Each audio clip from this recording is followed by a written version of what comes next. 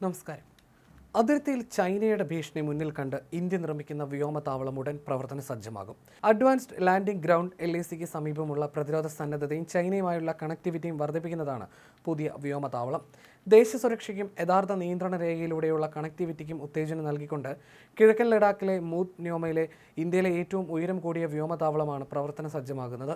ഏകദേശം 13,700 അടി ഉയരത്തിൽ സ്ഥിതി ചെയ്യുന്ന ന്യോമ യഥാർത്ഥ നിയന്ത്രണ രേഖയ്ക്ക് ഏറ്റവും അടുത്തുള്ള അഡ്വാൻസ്ഡ് ലാൻഡിംഗ് ഗ്രൗണ്ടാണ്. ലഡാക്കിലെ ന്യോമയിലാണ് ഉയരം കൂടിയ വ്യോമതാവളം ഒക്ടോബറോടെ പ്രവർത്തനക്ഷമമാകുന്നത്. അതിവേഗ സൈനിക നീക്കങ്ങൾക്ക് പ്രയോജനപ്പെടുന്നതാണ് ഈ വ്യോമതാവളം. പുതിയ വ്യോമതാവളം പ്രതിരോധ സേനയെ വേഗത്തിൽ സജ്ജമാക്കുന്നതിനും മേഖലയിലെ തന്ത്രപരമായ കഴിവുകൾ വർദ്ധിപ്പിക്കുന്നതിനും സഹായിക്കും.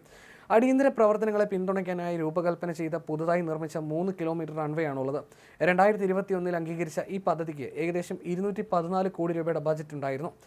യഥാർത്ഥ നിയന്ത്രണ രേഖയുടെ ഉയരവും സാമീപ്യവും ന്യോമയെ തന്ത്രപരമായ പ്രദേശമാക്കി മാറ്റുന്നു. ഇന്ത്യയുടെ വടക്കൻ അതിർത്തികളിലേക്ക്, പ്രത്യേകിച്ച് ഭൂഗർഭ ഗതാഗതം ബുദ്ധിമുട്ടുള്ള വിദൂര പർവ്വത പ്രദേശങ്ങളിലേക്ക് വേഗത്തിൽ എന്തുമെത്തിക്കാൻ ഈ വ്യോമതാവളം സഹായകമാകും. ഇന്ത്യയുടെ അതിർത്തിയിൽ അടിസ്ഥാന സൗകര്യങ്ങൾ വികസിപ്പിച്ചുകൊണ്ടിരിക്കുന്ന സമയത്താണ് ന്യോമ ALGയുടെ വികസനം. 4 വർഷങ്ങൾക്ക് മുമ്പ് ചൈനയുമായുള്ള സംഘർഷം ആരംഭിച്ചതിനു ശേഷം പ്രതികരണ ലോജിസ്റ്റിക് ശേഷികൾ മെച്ചപ്പെടുത്താനായി ലഡാക്കിലും സമീപ പ്രദേശങ്ങളിലും റോഡുകൾ, തുരങ്കങ്ങൾ, പാലങ്ങൾ എന്നിവയുടെ പ്രവർത്തനങ്ങൾ ഇന്ത്യ ത്വരിതപ്പെടുത്തിയിരുന്നു. ഡെംജോക്കിലും ഡെപ്സാങ് സമതലങ്ങളിലും ഇന്ത്യയും ചൈനയും തമ്മിലുള്ള സൈനിക നടപടികൾക്ക് ശേഷം ന്യോമയുടെ പ്രാധാന്യം വർദ്ധിച്ചു. പെട്രോളിംഗ് പുനരാരംഭിച്ചിട്ടുണ്ടെങ്കിലും ഈ പ്രദേശങ്ങളുമായുള്ള വ്യോമതാവളത്തിന്റെ സാമീപ്യം ഏത് പ്രതിസന്ധി ഘട്ടത്തിലും വേഗത്തിൽ സഹായമെത്തിക്കാനും സാധ്യമാവുന്നതാണ്. ന്യോമ പോലുള്ള ഉയർന്ന പ്രദേശങ്ങളിലെ ALGകൾ പ്രതിരോധത്തിന് മാത്രമല്ല സിവിലിയൻ വിമാനങ്ങളെ പിന്തുണയ്ക്കുകയും ഗതാഗതവും സേവനങ്ങളും മെച്ചപ്പെടുത്താൻ സഹായിക്കുകയും ചെയ്യും.